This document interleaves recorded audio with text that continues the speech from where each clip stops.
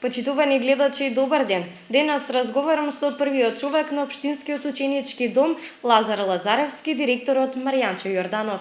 Директоре, добар ден. Најпрво би сакала да ви се заблагодарам што одвоивте дел од вашето време со цел да споделиме информации со јавноста во однос на начинот на функционирање на Лазар Лазаревски во време на пандемија од коронавирусот. Да ви благодарам што дојдовте, што ни дозволивте да и ние да се истакнеме и се кажеме, се промовираме.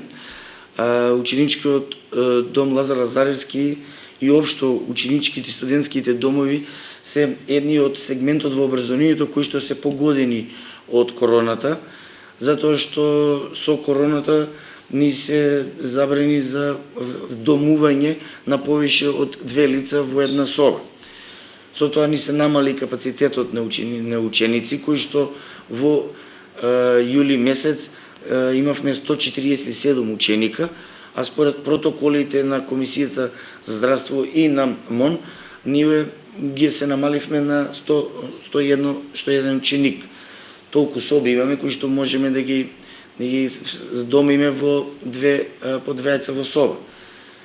Исто така и начинот на одвивање на самата образовна дејност е со онлайн, кој што не им дозволува на учениците, односно од дома да користат и да присуствуваат на часовите.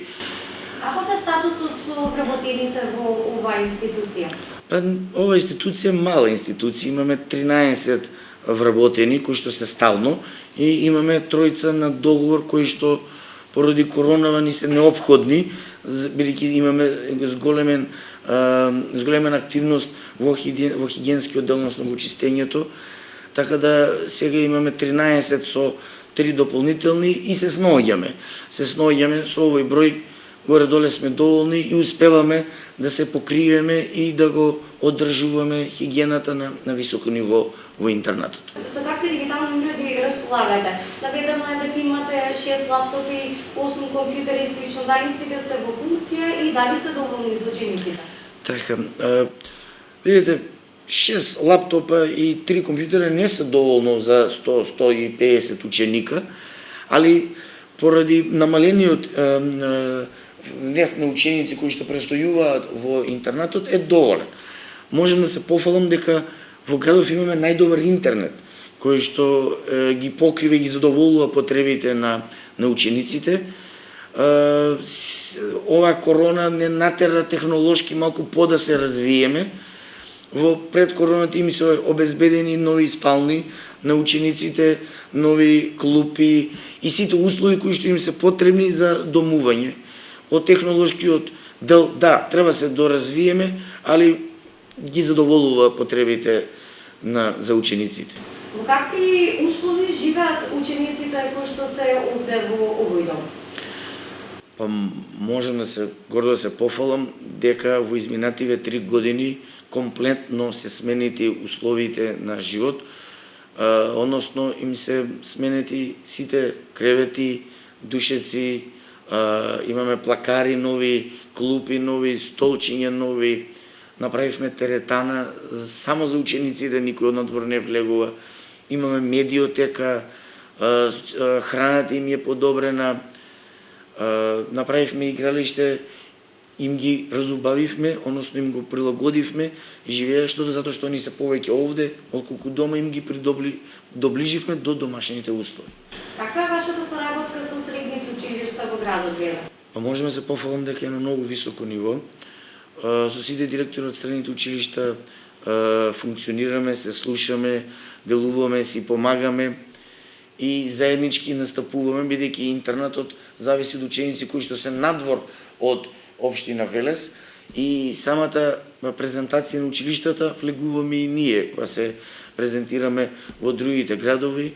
За сега е задоволна, убаво функционираме, имаме комуникација, воспитувачите со колегите, што ни се професори, имаат редовна комуникација, ги пратиме учениците и заеднички делуваме и ги оформуваме и ги усмеруваме на правилен пат учениците. Колку е важна соработката со родителите на овие ученици во овој дом и колку е редовна во време на пандемија?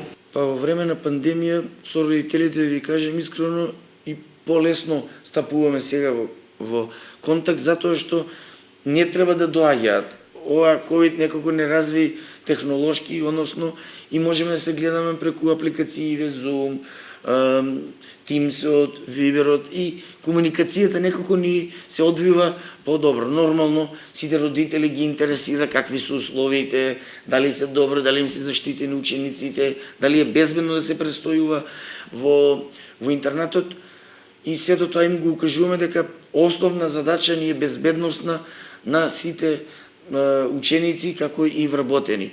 Така да имаме систем направен кој што меѓусебно не се гледаат, се пазат, имаме доволно хигиена и средства кои што го одржуваме и да чукнеме друго до сега немаме позитивен ученик додека трае пандемија. Колку е важна соработката со домовите, меѓутоа во другите градови ширум нашата држава? Соработката е битна. Зошто? Затоа што сите искуства се ги пренесуваме и на тој начин и заедно си ги решаваме проблемите, затоа што ни се скоро исти проблемите.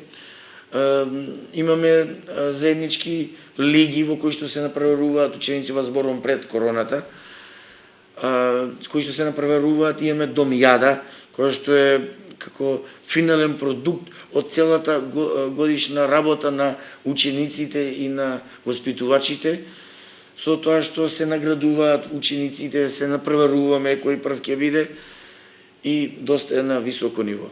После завршувањето на короната се надеваме дека ќе заврши сега ова лето, е да си ги приберем учениците. Да си ги приберем учениците и да продолжиме онаму кај што застанавме пред короната. Да им ги подобруваме условиите на живот и да им испаѓаме во сусрет на сите ученици. Директоре, ви благодарам за одвоеното време и за овие информации. Ви благодарам и вас. Почитувани гледачи, ова беше интервјуто со директорот на ученичкиот дом Лазар Лазаревски Маријанчо Јорданов. Имајте пријатен ден.